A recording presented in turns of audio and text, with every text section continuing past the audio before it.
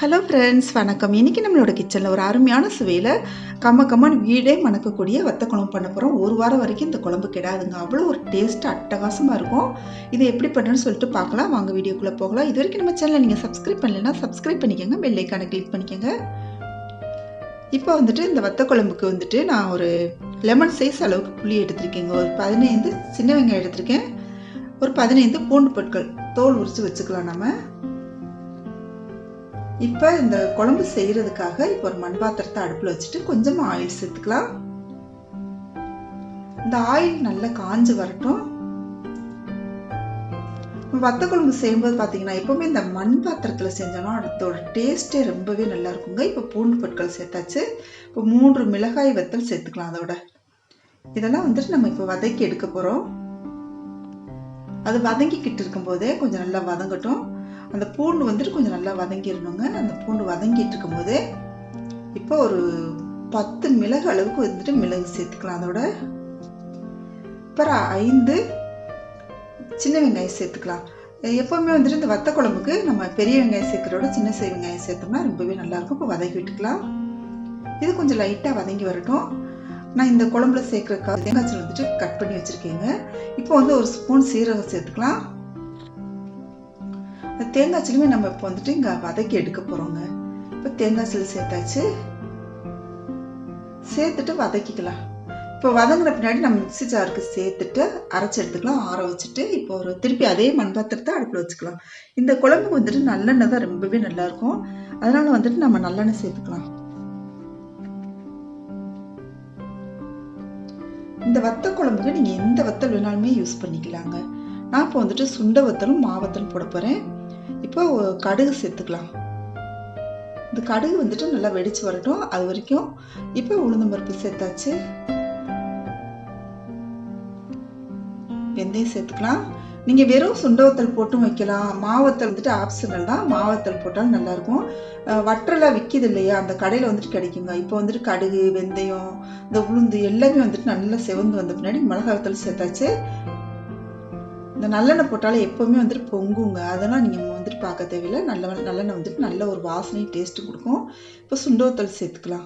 இந்த சுண்டவத்தல் வத்த குழம்பு வைக்கும்போது நல்ல ஒரு பொன்னிறமா பொரிஞ்சு வந்துடணும். அப்பதான் அதோட டேஸ்ட் ரொம்ப நல்லா இருக்கும் குழம்புல. நல்லா வதக்கி விட்டாச்சு. அது நல்லா பாருங்க பொன்னிறமா பொரிஞ்சு வரட்டும். இப்போ சின்ன வெங்காயத்தை சேர்த்துக்கலாம். மீதி இருந்த சின்ன வெங்காயம் இருந்துச்சுலையா, அதை இதோட சேர்த்துட்டு நல்லா வதக்கி விட்டுக்கலாம். இந்த சின்ன வெங்காயமே நல்லா வதங்கி வரணும். அந்த அளவுக்கு நம்ம வதக்கி விட்டுட்டு கொஞ்சம் கருவேப்பிலையை சேர்த்துக்கலாம். இந்த கருவேப்பிலையை சேர்த்துட்டு நல்லா வதக்கி விட்டுக்கலாம். இது எல்லாமே நல்லா வதங்கட்டும். இப்போ பாருங்க, நம்ம அரைச்சி வச்ச மசாலாவையும் ஒரு பாதி அளவுக்கு இந்த எண்ணெயில சேர்த்துக்கலாங்க. அதில் நல்லா வதக்கிடலாம். இந்த மாதிரி நம்ம வதக்கி போட்டோம்னா இந்த குழம்புக்கே ஒரு ரிச்னஸான ஃப்ளேவர் கிடைக்கும். டேஸ்ட்டும் பார்த்தீங்கன்னா நல்லா ரொம்பவே நல்லா இருக்குங்க. இப்போ இதை நல்லா வதக்கிக்கலாம்.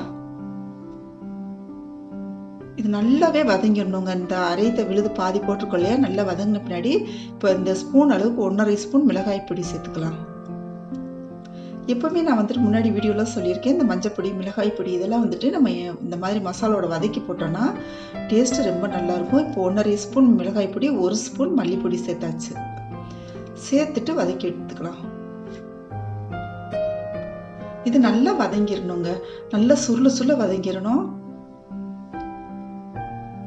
நீங்க இந்த முறைப்படி நீங்க குழம்பு வச்சு பார்த்துட்டு நீங்க எனக்கு கமெண்ட்ல சொல்லுங்க, எப்படி இருந்துச்சுன்னு சொல்லிட்டு நீங்க கண்டிப்பா சொல்லுங்க.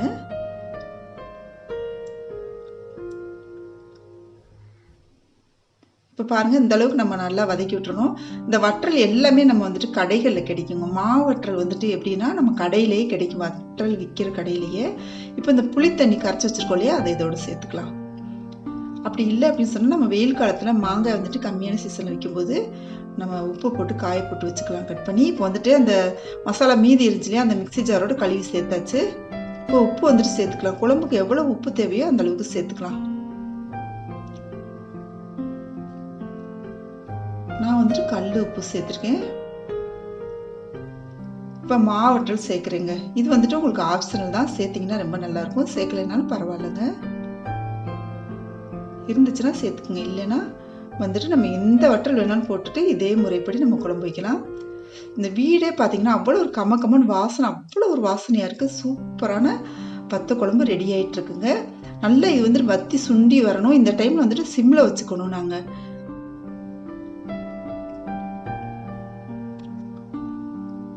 சூப்பரான வற்றல் குழம்பு ரெடி ஆயிடுச்சு. இந்த வத்தல் குழம்பு உங்களுக்கு பிடிச்சிருந்துச்சு அப்படின்னு சொன்னால் நம்ம சேனலை சப்ஸ்கிரைப் இல்லைன்னா சப்ஸ்கிரைப் பண்ணிக்கங்க, பெல் ஐகானை கிளிக் பண்ணிக்கங்க, ஃப்ரெண்ட்ஸுக்கு ஷேர் பண்ணுங்கள், லைக் பண்ணுங்கள், கமெண்ட் பண்ணுங்கள். தேங்க்யூ.